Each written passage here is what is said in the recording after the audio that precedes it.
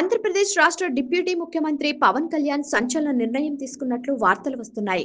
తన డిప్యూటీ ముఖ్యమంత్రి పదవికి పవన్ కళ్యాణ్ రాజీనామా చేయనున్నట్లు తెలుస్తోంది. తన పదవికి దిష్టి తగిలినట్లు ఓ జ్యోతిష్యుడు పవన్ కళ్యాణ్ కు చెప్పాడట. దీంతో ఆ శాఖ నుంచి తప్పుకోవాలన్న ఆలోచనలో పడ్డారట డిప్యూటీ ముఖ్యమంత్రి పవన్ కళ్యాణ్. ప్రస్తుతం పవన్ కళ్యాణ్ వద్ద దాదాపు 5 శాఖలున్నాయి. పంచాయతీరాజ్, గ్రామీణ నీటి సరఫరా, పర్యావరణం, అటవీ, సైన్స్ అండ్ టెక్నాలజీ శాఖలు పవన్ కళ్యాణ్ చేతిలోనే ఉన్నాయి. వాటికి తోడు డిప్యూటీ ముఖ్యమంత్రి పదవి కూడా పవన్ కళ్యాణ్ కలిగి ఉన్నారు.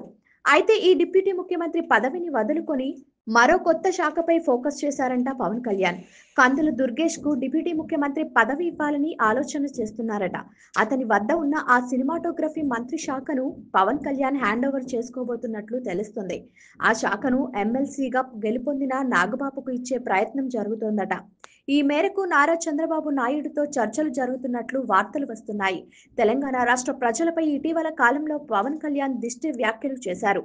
ఆ టాపిక్ పవన్ కళ్యాణ్ కు నిద్ర లేకుండా చేస్తుంది. ఇలాంటి నేపథ్యంలో తన శాఖకు రాజీనామా పెడితే పెద్ద వార్త కాబోతోంది. అప్పుడు మ్యాటర్ మొత్తం అతని పదవి పైనకు వెళ్లనుంది. జనాలు కూడా ఆ సైడ్ నుంచి ఈ సైడ్ వచ్చే ఛాన్స్ ఉంటుంది. అందుకే పవన్ కళ్యాణ్ ఈ డైవర్షన్ పాలిటిక్స్ వైపు మొగ్గు చూపుతున్నారని వార్తలు.